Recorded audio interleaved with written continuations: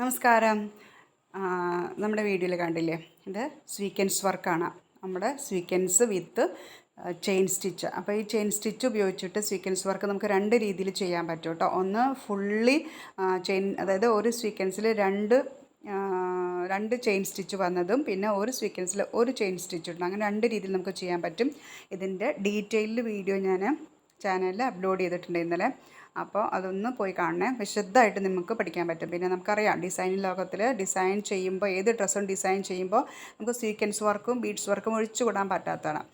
എന്നാൽ ഈ സാധാരണ ഇപ്പോൾ ഞാനിവിടെ കാണിച്ച വർക്ക് സാധാരണ ആരി വർക്കിലാണ് ഏറ്റവും കൂടുതൽ ചെയ്യുക. എന്നാൽ നോർമലായിട്ട് നമുക്ക് സുഖമായിട്ട് ചെയ്യാൻ പറ്റും.